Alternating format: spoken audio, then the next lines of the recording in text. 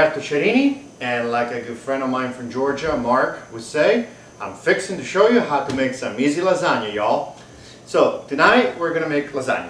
We're going to make a lasagna in a way that's very easy, and we're going to make different flavors in it so that you can make enough of it and eat it all week, but not have to eat the same flavor every night. So we're going to make some vegetarian one, and we're going to make some with some ham, and some with some ham and mushroom. Make sure you turn your oven on at 375 degrees while you do all this so it warms up. So we're going to cut up some mushroom, and next thing is we're going to take a pan, put some olive oil. Like I said, I'm going to just use 2 mushrooms, put them in here, and just saute them for just a few minutes. I like to use Barilla for my lasagna, and it's the one that you don't have to boil it. That's what makes it so easy. There's no pre-boiling required. You just make it, and it just gets soft while it's cooking. Here's our tomato sauce. What we're going to do, we're going to start by putting just a little bit of tomato sauce at the bottom. I just like to kind of coat the bottom. It doesn't have to be perfect, just a little bit. I then get my lasagna.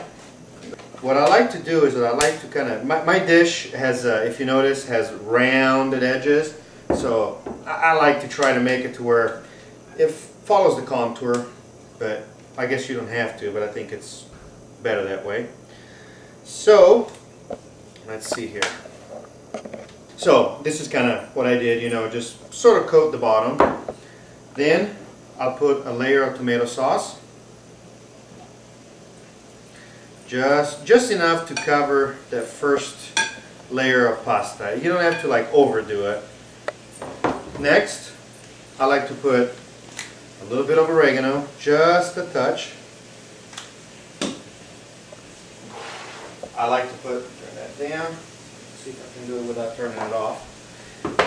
A little bit of salt, just a pinch, because by the time you get all the layers done, you'll be putting salt on every layer. You don't want to overdo it. Let's see, mushrooms almost ready. Yeah, let's see here.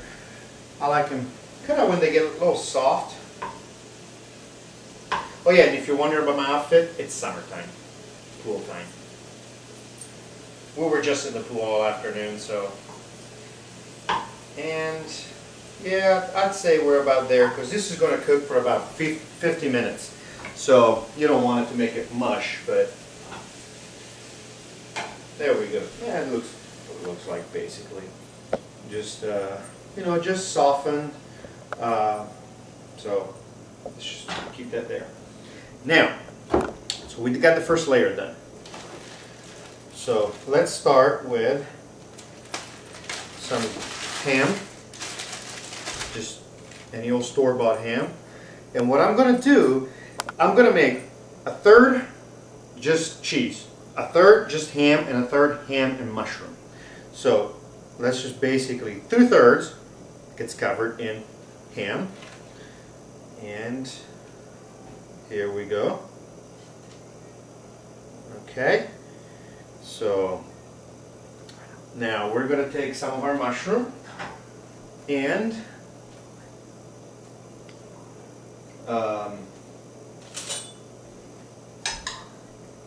I guess what you can do too, if you want to, you can add some black olives. In fact, why don't we do that? Let's just add some black olives to this too. Let's just really go to town with it. Let's see. Olives, olives. Where do we have some olives? Do we have any olives? Hello, olive. Oh, there we go. Not very many, but enough. So let's get our, these are Kalamata olives, or Kalamata, I'm not sure. I need to ask a friend of mine, he's Greek, I'm sure he would tell me exactly how you say it. And I like to mince them. Okay, so we've got them minced. And so we're going to do cheese, ham, and then let's call it the go to town. So olives, mushroom, and ham. All right, so that's our first layer. Now we're gonna take and let's put some, one thing I like to do besides using shredded mozzarella, I like to also use mozzarella balls. That's what we call them around here. There we go. We're just gotta remember which side is where we put everything. So for some reason these give it a nice rich flavor. I just like the way these mozzarella balls taste like when they get all gooey and melted in there. So there we go. Now for the next layer, so the first layer I put it this way, lengthwise. The second layer I like to go the opposite direction. I just think it kind of locks things in place a little bit better. So now we do another layer. There we go. Of tomato sauce. Another sprinkle of cheese, or sorry, salt. And you can put anything else. I mean, you can also put pepper if you'd like to. It's up to you. It's whatever you like. I like to put a little bit more oregano, just because it just gives it a nice flavor. And you want to make sure you get it all covered, because this type of this pasta, what it needs the liquid for it to basically hydrate itself and get it as normal pasta. So here we go. Got it nice and covered. We're then going to take and put the rest of our mozzarella on here. Oops, ran out. So I think we got plenty of it in there anyway, but nonetheless. And I usually don't put any mozzarella balls at the top. I just put the shredded stuff at the top. Another little pinch of salt. Next, I like to get some foil. We cover it up. And we set the timer for 40 minutes.